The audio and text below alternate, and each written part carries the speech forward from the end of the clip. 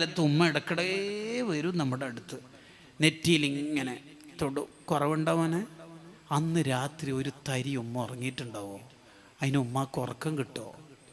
സ്കൂളിലൊക്കെ അയക്കുന്ന കാലത്ത് ദോശയൊക്കെ പാചകം ചെയ്യുമ്പോൾ ഒരു ദോശ ചുട്ട് വേഗം നമ്മുടെ പ്ലേറ്റിലേക്ക് ഇട്ട് ദമോനെ കറി ഒഴിക്ക്.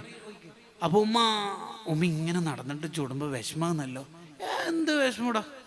അതിൻ്റെ ഇടയിൽ കാലിന് വേദന ഉണ്ടാവും, നടുവേദന ഉണ്ടാവും. എന്നാൽ എത്ര ദോശയാണ് നമ്മളെ കൊണ്ട് തിന്നിപ്പിച്ചത് ഉമ്മ. എന്നിട്ട് കളിച്ച് ഗ്രൗണ്ടിൽ നിന്ന് വരുമ്പോൾ ഉമ്മ തിന്നാൻ വിചാരിച്ച് 2 ദോശയോ പത്തിരിയോ പത്തലോ അവിടെ ഉണ്ടാവും.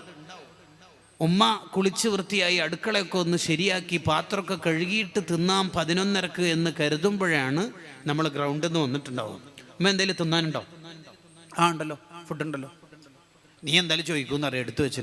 ഉമ്മ ഭക്ഷണം കഴിച്ചോ? എന്താണെന്നറിയില്ലടോ, ഇന്ന് തീരെ ഒരു വിശപ്പില്ല. ഇതിനെന്താ